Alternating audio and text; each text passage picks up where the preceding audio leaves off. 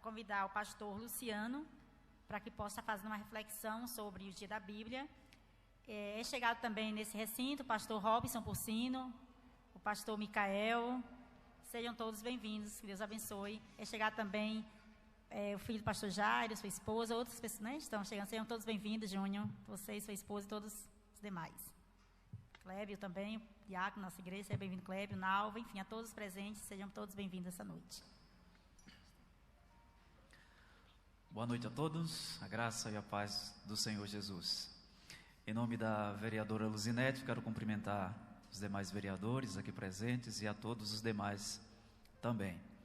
Para nós é um motivo de grande alegria, né, que a Câmara de Vereadores de Jacobina insira na sua programação uma homenagem a essa data tão importante, né, o Dia da Bíblia.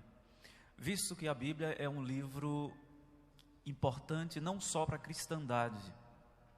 Um fato interessante e ao mesmo tempo curioso é que quando Lutero traduziu a Bíblia para o alemão, esta obra, a tradução, acabou sendo um marco na literatura alemã, uma virada em termos de aperfeiçoamento da linguagem.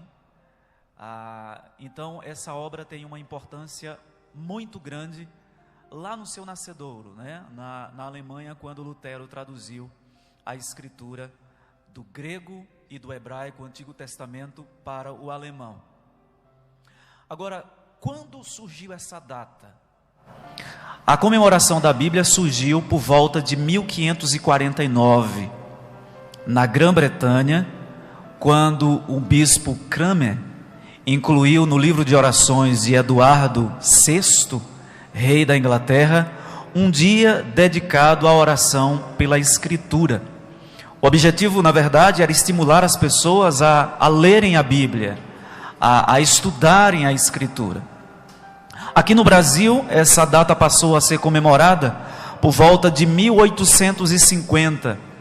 Nesse período, as missões aqui no Brasil já estava em franca expansão, com a chegada de missionários vindos da Europa e também dos Estados Unidos. Então, essa data passou a ser comemorada aqui no Brasil em 1850, já no século XIX, no meados do século XIX. De início, houve uma resistência muito grande, porque o protestantismo, para se inserir na sociedade brasileira, a gente está falando nesse período de Brasil Império. Então houve uma certa resistência para que a leitura da Bíblia pudesse se popularizar, porque havia um entendimento de que os leigos não podiam ter acesso à Escritura. Esse livro, na verdade, por muito tempo foi carregado de uma impressão mística dele, né? O livro da capa preta, né? O livro misterioso. Mas depois a comemoração passou a se popularizou e muita gente passou a reconhecer esse dia, essa data, como sendo muito importante nas comemorações. Hoje, cerca de 60 países no mundo inteiro comemoram o Dia da Bíblia, sendo que em alguns países é comemorado no segundo domingo do mês de setembro, que é uma referência à obra, à tradução da Bíblia, do Antigo e do Novo Testamento, para o latim, uma obra conhecidíssima que foi feita por Jerônimo, que ficou conhecida como a Vulgata, né? Então, a Vulgata Latina. Então, a Bíblia foi traduzida por esse estudioso, por esse teólogo, para o latim. Então, alguns tomam essa data, o segundo domingo do mês de setembro, como sendo a data da comemoração do Dia da Bíblia. O objetivo de estimular a comemoração desse dia é para que as pessoas possam ler, para que as pessoas possam conhecer a Escritura. Esse livro que ficou afastado das pessoas, dos leigos por muito tempo, porque se entendia por muito tempo na história que os leigos não podiam ter acesso a esse livro, somente aquelas pessoas que tinham uma capacitação, que tinham estudado para isso. Então, a inserção da comemoração do Dia da Bíblia no calendário anual de vários países tem esse objetivo de popularizar. Com o nascimento, o surgimento da Sociedade Bíblica do Brasil, em 1948, isso facilitou, porque um dos objetivos da Sociedade Bíblica é colocar o máximo possível a custo quase zero, em algumas situações a custo zero, a Bíblia na mão das pessoas. Então você pega a Bíblia hoje, você encontra Bíblia por R$ 1,99, com esse material que é extremamente caro, porque ele é extremamente fino, mas ao mesmo tempo resistente. Você pega a sua Bíblia, ela é muito fina, mas você não consegue ler o que está no verso da página. Então, material de luxo, material caro, que foi colocado na mão das pessoas a um preço muito baixo depois da fundação da Sociedade Bíblica em 1948. A pergunta que é, e eu já caminho para o fim da minha fala: qual a importância da Bíblia para nós? Por que uma comemoração como esta, inserir no calendário anual? E aí eu vou me valer do texto que foi lido pelo pastor Luiz, 2 Timóteo capítulo 3, versículos 16 e 17, quando o apóstolo Paulo, escrevendo ao jovem pastor Timóteo, que estava assumindo a igreja de Éfeso, um desafio muito grande, muito jovem, para assumir uma igreja que já tinha as suas dificuldades, uma igreja calejada, como a gente fala no linguajar popular. Então Paulo escreve 2 cartas para orientar esse jovem pastor sobre como se portar diante daquela igreja.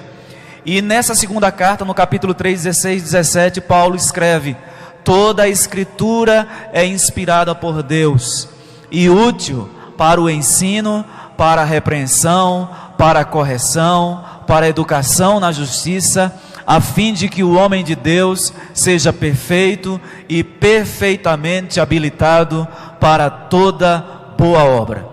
Então nós observamos, e eu já expus aqui recentemente, tive o privilégio de estar aqui nessa tribuna, nesse texto o apóstolo Paulo nos fala sobre o porquê esse livro é excelente e supremo. Primeiramente por causa da sua origem. A Bíblia é um livro diferente de todos os demais livros. Foi escrita por volta de 46 autores, em 16 séculos. Então, nós observamos que, apesar dela ter sido escrita num vácuo de tempo muito grande, ela não se contradiz.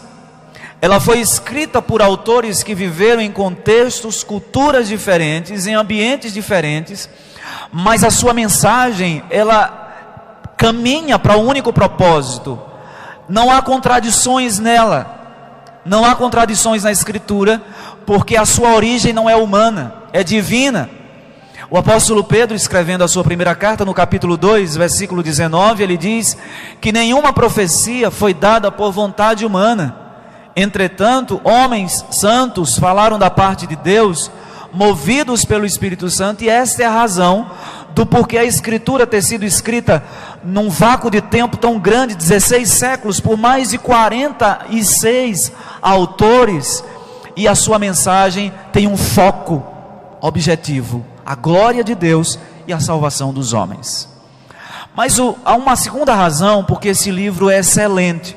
No texto que nós lemos, Paulo disse que a Bíblia é útil. Algumas pessoas questionam a utilidade da Bíblia porque é um livro antigo. Nós vivemos hoje, no século 21, será que esse livro tem respostas satisfatórias para as perguntas que as pessoas estão levantando hoje? E a resposta é sim, porque nela nós encontramos respostas para quaisquer assuntos que você venha pesquisar. Se você quer orientação sobre como ser um bom pai, você encontra na Escritura. Uma boa mãe, um bom filho, sobre como você lidar com o seu dinheiro, administrar os seus recursos, sobre como você lidar com os seus negócios, sobre como você lidar com as suas emoções.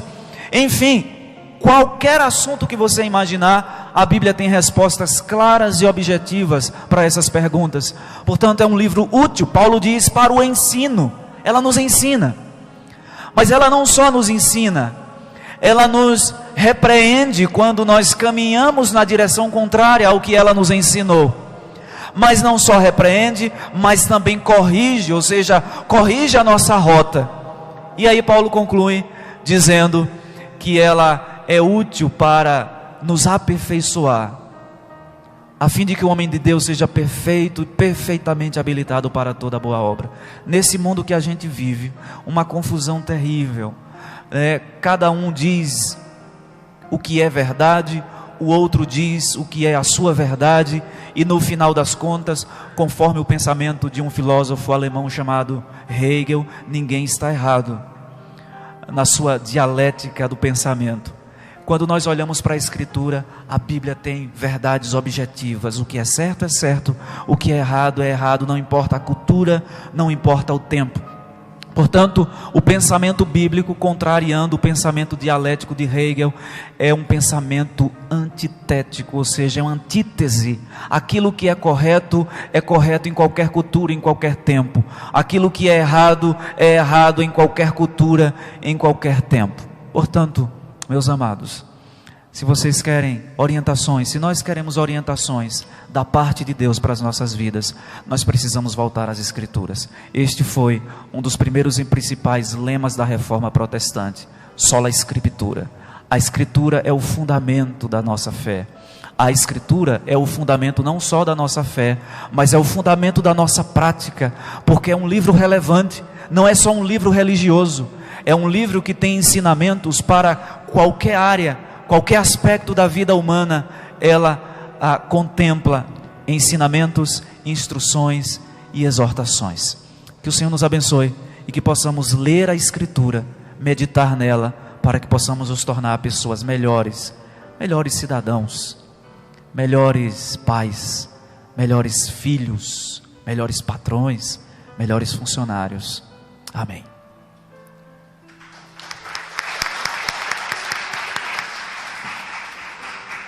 Boa foi esta reflexão. Neste momento eu gostaria